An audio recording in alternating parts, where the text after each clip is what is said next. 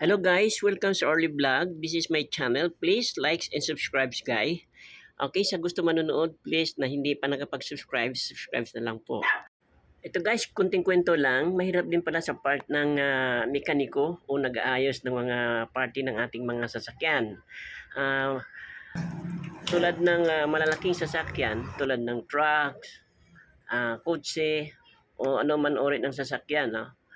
Motor, bikes, big bikes, or tulad po nito, eco-bike guys, na electronic siya. Ngayon, sa pagpa-repair, sakala mo madali lang, mahirap din pala. Okay? Kahit na kunting sira lang, tulad nito, sira po nito ay palitan po sa ng bearing kahit dahil pag tumatakbo, kahit kunting anog lang, pero pag tumatakbo ka pala doon, malakas na pala ni pakinggan. Sa party naman ng mekaniko kung nag-aayos guys, kala mo napakadali lang para sa kanila, pero minsan pag hindi pala nila kabisado ay nahirapan din po. Okay, ibig sabihin po ay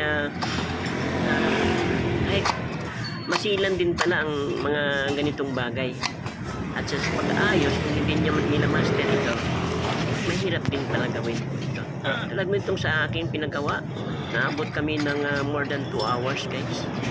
Alam ganyan lang. Kasi minsan may specialty sila.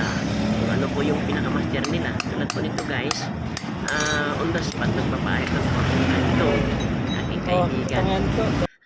Pero ang pinakamaster niya ay nagagawin.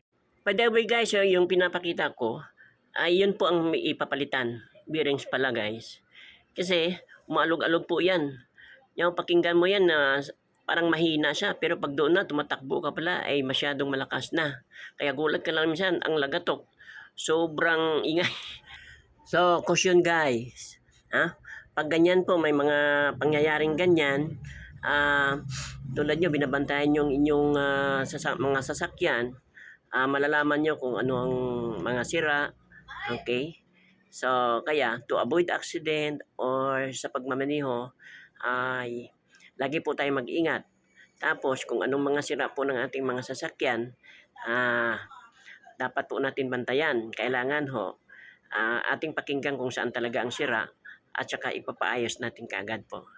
Now, minsan hindi natin alam po, accident can happen anytime, So, kaya mag-ingat lang po tayo.